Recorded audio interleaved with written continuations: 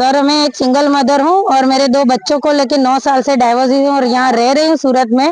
मुझे मैरिज के purpose WhatsApp से एक प्रस्ताव आया था मैरिज के लिए कि आप मेरे साथ मैरिज करिए। ऐसे मैं एक पॉलिटिशियन मेकर हूँ और मैं फाइनेंस का बिजनेस करता हूँ। मेरी अच्छी खासी इनकम है, अच्छी खासी प्रॉपर्टी। ऐसी लालच देके उन्होंने मेरे साथ बातचीत की और अगर मैं बातचीत नहीं करती थी तो मेरे घर पे पुलिस भेजते थे 100 नंबर से कि तात्कालिक जाइए आप वहां से वो फोन चालू करिए, ऐसे वैसे। मेरे बच्चों की ऑफिस पे मेरा बड़ा बेटा 22 साल का है, वो सूरत में जॉब ही करता है हीरे में, वहां भी उसने पुलिस भिजवाई। मेरे सगों के यहाँ पुलिस भराई और गांधीनगर से राठौड़ बोलता हूँ, पीएम राठौड़ करके, और ऐसे करके सारे अलग अलग नेताओं के नाम लेके वो सबको डराता है और धमकाता है कि अगर आपने शादी नहीं की मेरे साथ तो मैं आपके सगों का ये कर दूंगा। मेरा भाई और मेरे भाभी लंदन रहते, उनका वीजा कैंसिल कराऊंगा, ड्रग के केस में फंसाऊंगा, यहाँ तक की सारी धमकियां उसने मुझे दी है। ये आदमी का नाम है तरुण ब्रह्मभट्ट, पाटन का रहवासी है और 3 जुलाई से वो मेरे कांटेक्ट में आया है। तब से लगन के मैरिज के पर्पज ही वो मेरे कांटेक्ट में आया था और तब से लगातार 1.5 महीने तक जबरदस्ती मेरे साथ शादी करने के लिए ये सब इसने किया है। अगर शादी की ना बोलती हूँ तो वो मेरे भाई भाभी का वीजा कैंसिल करवा देंगे, ड्रग्स केस में फंसेंगे, ऐसा बोल रहे हैं मुझे।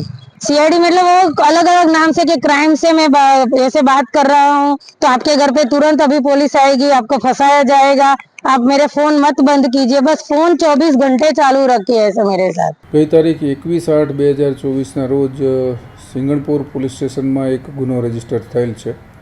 જે ગુનાની હકીકત એવી છે કે આ કામના ફરિયાદી બેન જે પોતે વિધવા છે તેઓને સમાજના એક મેળાવડામાં આરોપી સાથે મુલાકાત થયેલી।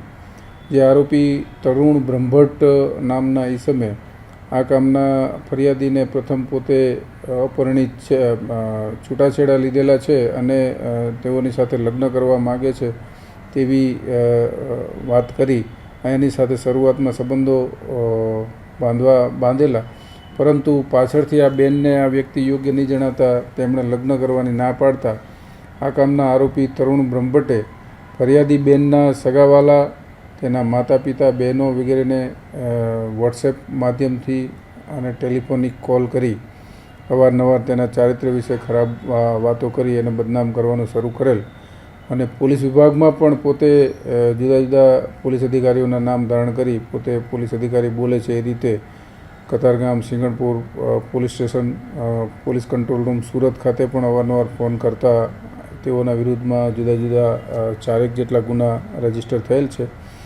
આ ગુનાના આરોપી તરુણ બ્રહ્મભટ્ટની હાલ સિંગણપુર પોલીસે ગુનાના કામે અટક કરી આગળની તપાસ હાથ ધરેલ છે। આ કામના આરોપીએ હાલના જે ફરિયાદી બેન છે એની જાસૂસી માટે એક સુરતમાં confidential investigation and detective agency એટલે કે CIDના નામે ડિટેક્ટિવ એજન્સી ધરાવતા આ કામના સહઆરોપીઓને ફરિયાદી બેનની જાસૂસી કરવાનું કામ સોંપેલું। જેના અનુસંધાને આ કામના આરોપીઓ ફરિયાદીની જાણ બહાર તેના ફોટા પાડી અને આરોપીને માહિતી મોકલતા હતા, જેના આધારે ફરિયાદી બેનને આ કામના આરોપી અવારનવાર હેરાન કરતા હતા। આ અગાઉ પણ કતારગામ પોલીસ સ્ટેશન અને સિંગણપુર પોલીસ સ્ટેશનને ખોટી માહિતી આપી આરોપીએ ફરિયાદી બેન તથા તેના દીકરા કોઈ ગુનાહિત કૃત્યમાં સંડોવાયેલ હોવાની ખોટી માહિતી આપી પોલીસને કાયદેસર કરવા પોતે CID ક્રાઇમના અધિકારી બોલે છે એ પ્રમાણે માહિતી આપેલ, જે તપાસ દરમિયાન ખોટી જણાતા આ ગુનાના આ બંને પોલીસ સ્ટેશનમાં અલગથી પણ આ બંને હાલના આરોપીઓ વિરુદ્ધ ગુનો રજીસ્ટર થયેલ છે, જે ગુનામાં પણ તેની ધરપકડ કરવામાં આવશે।